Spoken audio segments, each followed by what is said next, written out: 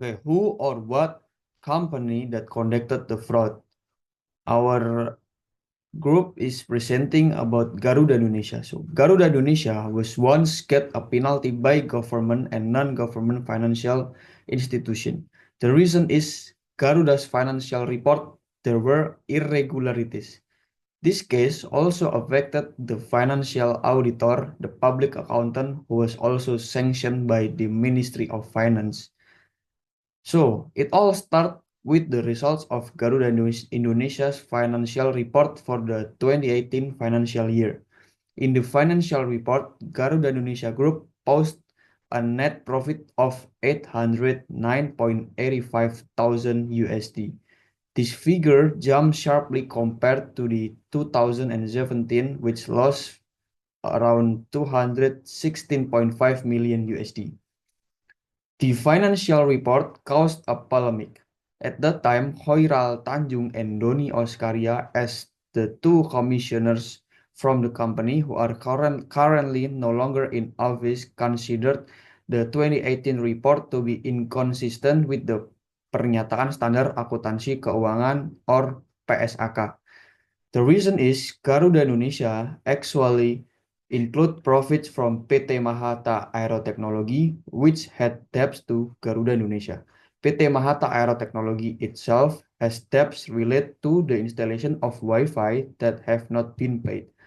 At that time, the Indonesian Stock Exchange summoned the directors of Garuda Indonesia regarding the chaotic financial report with the financial auditor. At the same time, the Minister of Finance Sri Mulyani atau Menteri Keuangan admit that she could not yet determine punishment for the public accounting firm and Video International member partners. Also, OJK asked the BEI or Bursa Efek Indonesia to verify the truth of the opinion regarding the recognition of Garuda's 2018 financial report revenue. Garuda Indonesia finally issued an official statement after its financial report was rejected by two of its commissioners. They would not conduct a re-audit regarding the 2018 financial report, which was considered inappropriate because it included profits from PT Mahata Aeroteknologi. The chaos of Garuda's Indonesia financial report dragged the PT Mahata Aeroteknologi by signing a cooperation with Garuda Indonesia. Mahata recorded a debt of USD 239 million to Garuda Indonesia, and Garuda recorded that in the 2018 financial report in the income column. Thank you. The PT Garuda Indonesia is Indonesian flag carrier, which has been linked with several fraud cases, among the corruption in aircraft procurement and financial reporting.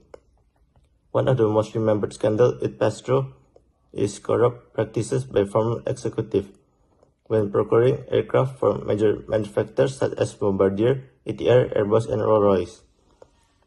Such officials would bypass all the standard procedures, disregard feasibility studies, and manipulate procurement processes to favor their favorite suppliers.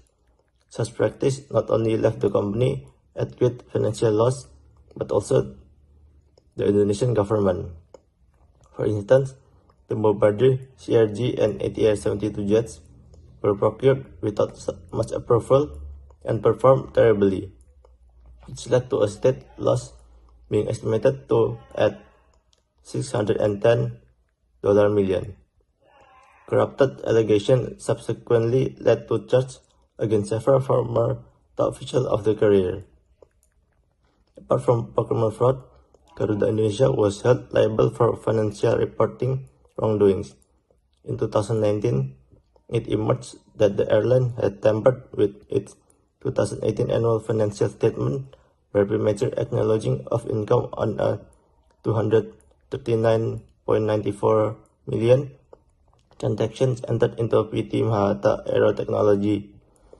The misrepresentation made a net loss of 216.5 million in 2017, looked like a partly profit of 809.846 in 2018. It caught the attention of the Indonesian Financial Service Authority, OJK, which sanctioned the company and members of the board. The sanctions were in the form of monetary fines and an order to restate the misreported statement of finance.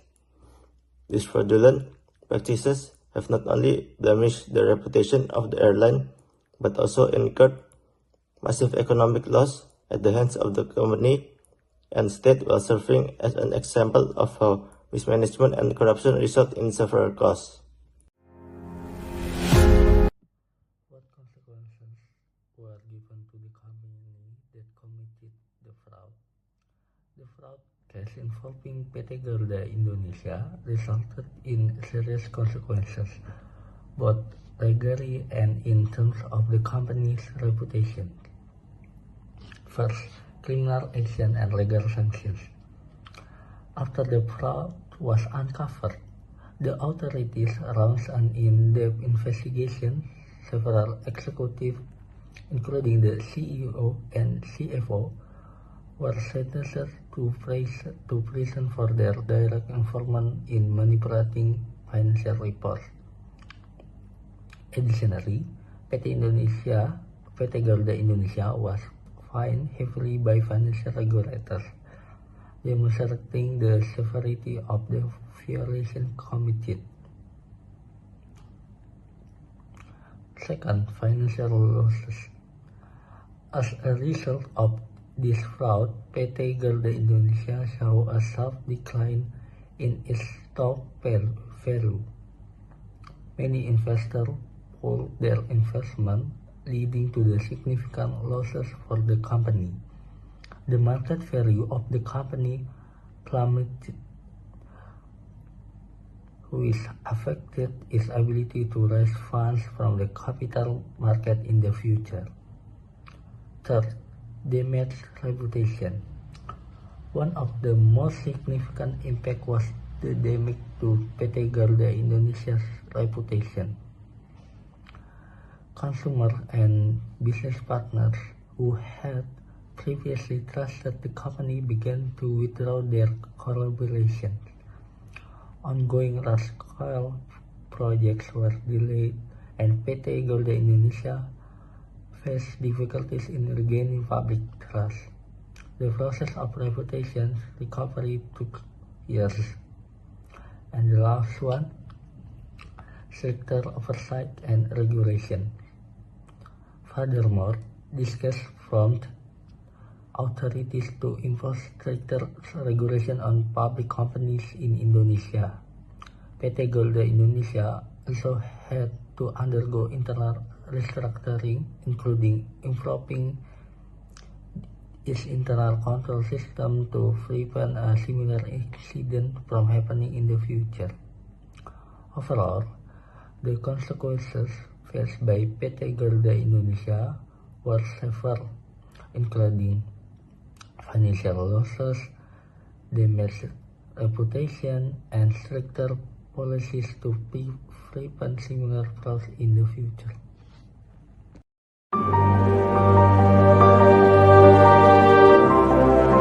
Garuda Indonesia, the national flagship carrier, has long been a symbol of pride, but in 2020, the airline found itself in turbulent skies, not because of flight delays, but due to a corporate fraud scandal that shocked the nation. The case dates back to 2018, when Garuda Indonesia financial statement reported profit of nearly $809,000, but investigation later revealed this was no ordinary profit. It was fabricated. Garuda Indonesia committed fraud by recognizing revenue prematurely. They claimed earning from $240 million agreement with an in-flight entertainment provider, Mata Aero Technology. Even though no payment has been made, essentially, they book future income as present profits. The fraudulent profits allowed the company to present an illusion of financial stability and deceiving shareholders and boosting executive bonuses. But whistleblowers and auditors from Indonesia Financial Service Authority uncovered these discrepancies.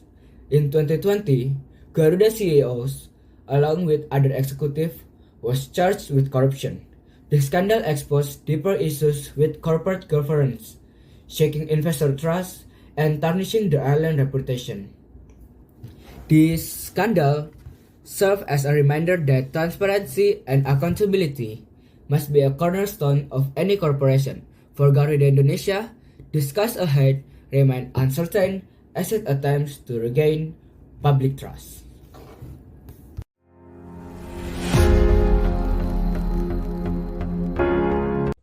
The controversy began with Garuda Indonesia 2018 financial report. The report showed a net profit of $100,000, a sharp increase compared to a loss of $200 million in 2017. However, two Commissioner Khairil Tanjung and Doni Oskaria disagreed with the report, claiming it violated Indonesian Financial Accounting Standard, or PSAK. This was due to Garuda including income from PT Mahata Aero Technology, which had an outstanding debt with Garuda for Wi-Fi installation.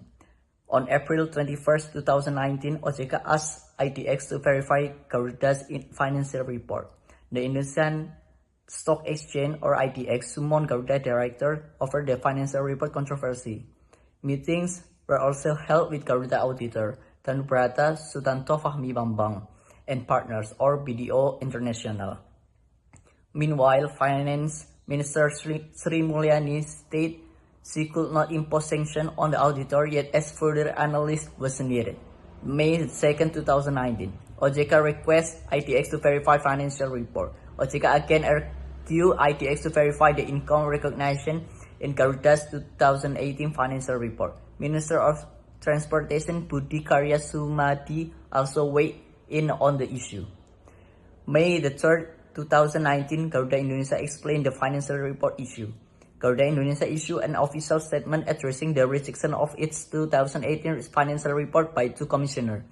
Garuda insisted that it would not conduct a re-audit despite the concern over including income from PT Mahata Aero Technology. May 8, 2019, Mahata Aero discussed the financial report controversy. The controversy also involved PT Mahata Aero Technology, a company found in November 2017 with a capital of less than 10 billion rupiah. Mahata signed a cooperation agreement with Garuda, accumulating a debt of USD 239 million. This was recorded as income in Garuda 2018 financial report. May 21, 2019, DPR calls Garuda Indonesia Management. Garuda Indonesia Management was summoned by the Indonesian House of Representatives, or DPR, to provide clarification regarding the financial report. Garuda's President Director, I Gusti Ngurah Askara Dana Diputra, explained that the controversy stemmed from the cooperation with Mahata Aero Technology on in-flight Wi-Fi service, which resulted in a receivable of USD 239 million. June 14, 2019, Ministry of Finance finds suspect inaccuracies in Garuda financial report. The Ministry of Finance completed its review of the 2018 Garuda financial report led by Tanubara Sutanto Fahmi Bambang and partners, or BDO International. The minister concluded that the audit did not meet accounting standard. It also awaits coordination with OJK regarding potential sanction for the editor. The June 18, 2019, IDX awaits OJK decision. IDX was still awaiting OJK final decision regarding the sanction for Garuda. The stock exchange had been in close coordination with OJK but had not disclosed further action. The June 28, 2019, Garuda Indonesia received sanction from OJK, Ministry of Finance, and IDX. After a prolonged process, Garuda Indonesia and its auditor received sanction from multiple authorities, including the OJK, Ministry of Finance, and IDX, for discrepancies in Garuda's 2018 financial report.